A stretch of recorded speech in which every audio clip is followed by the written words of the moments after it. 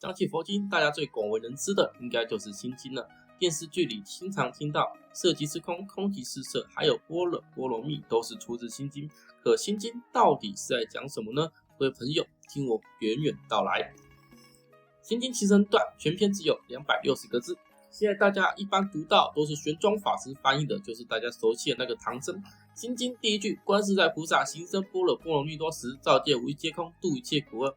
大家知道心是观音菩萨宣讲，所以上来呢，先表一下他的名号。观自在菩萨就是观世音菩萨，观世音的意思就是倾听世间的一切声音。但大家注意，在佛家里是没有神仙的，佛的意思是觉悟的人，菩萨的意思也差不多，也是指修行觉悟，只不过菩萨的境界比佛还要低一点。般若应该念般若，代表智慧，般若意为彼岸，蜜是抵达的意思，所以般若波罗蜜意思是抵达智慧的彼岸。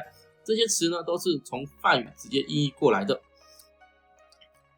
菩萨说，我们要努力抵达智慧的彼岸，这是修行的最高境界。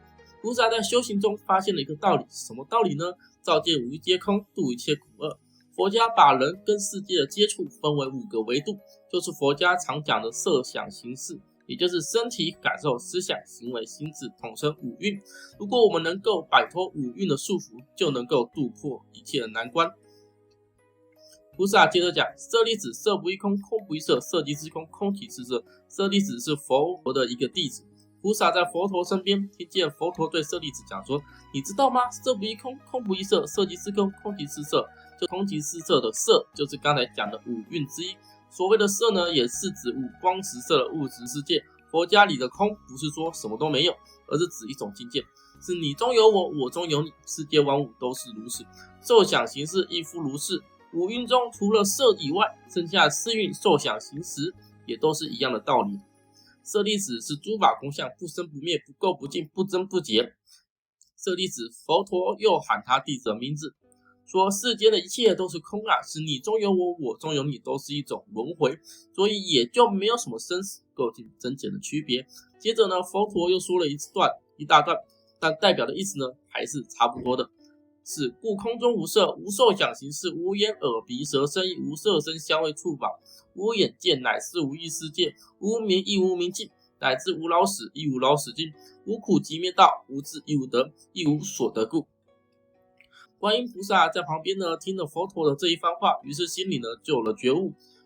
菩提萨埵依般若波罗蜜多故，心无过碍。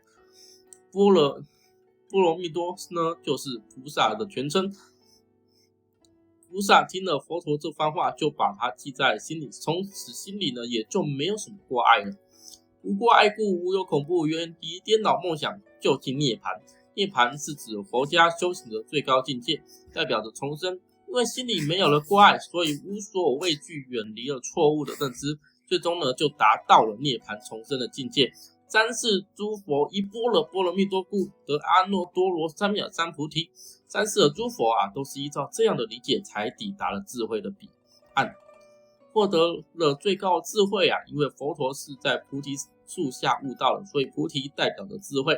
阿耨多罗三藐三菩提也是梵语的直接音译，意思就是最高的智慧。故知般若波罗蜜多是大神咒，是大明咒，是无上咒，是无等等咒，能除一切苦，真实不虚。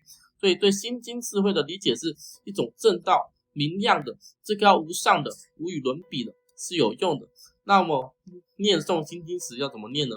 最后菩萨给我们留了一句密语，故说般若波罗蜜多咒，即说咒曰：揭谛揭谛，波罗揭谛，波罗僧揭谛，菩提萨婆诃。这句密语也是直接从梵文直接译过来的，因为是密语，所以要按照它原本的读音去念。揭谛意思去吧，波罗开头解释过彼岸的意思，所以这句话大概意思是去吧，到彼岸去吧，大家都去啊，去成就无上的智慧吧。我一直认为呢，所谓心经，其实就是自己心的智慧，在修行中获得智慧，离妄中获得安宁，愿众生无畏。